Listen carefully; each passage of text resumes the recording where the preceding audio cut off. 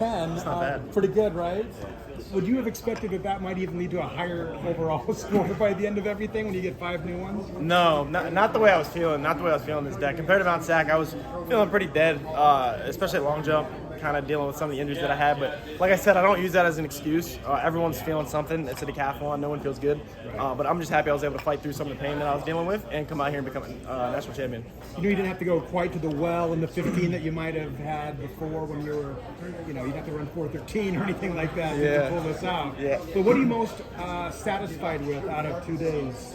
Yeah, I'm sad I didn't have to go to the well. I love going to the well and just giving it my all. Ultimately, I gave it my all. I mean, satisfied. What are you most satisfied with? What am I most satisfied with? I'm satisfied with the national championship. That's what I'm satisfied with. I'm satisfied with getting through this meet healthy and being alongside my teammate, being able to get All-American with him. So it's a blessing.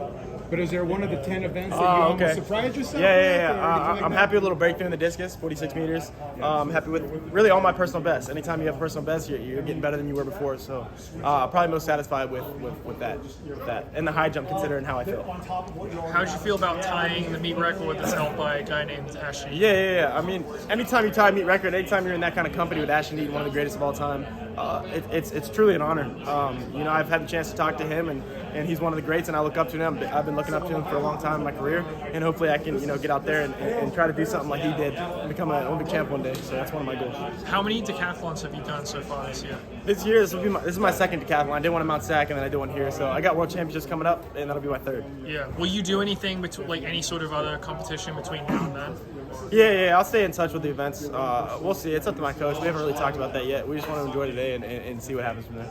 Yeah. Has Ashton ever given you a piece of advice that you can remember that has been helpful? Yeah. One of the pieces of advice he gave me was to kind of surrender the result. Give your best effort, but the results out of your the results out of your control. Can't control that attitude and effort. And so ever since he taught me that, I started leveling up my game, and I'm appreciative of him for that advice. I think you've been on a kind of circuitous journey in college. Like, how'd you end up at Arkansas? Yeah, I've kind of been all around, and that's kind of the life of the decathlete. Try to find the best place for you. It's a pretty niche event, and you got to find the right coaches, the right staff, the right environment in order for me to succeed.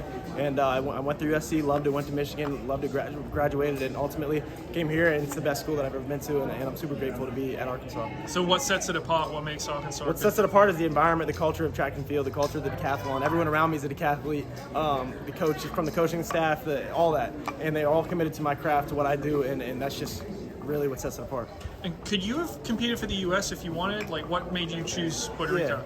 Yeah, I could have competed for the U.S., and I decided, I think it was 2018 when I went to Worlds, that I was going to represent my mother's country of Puerto Rico, and put on for my own people.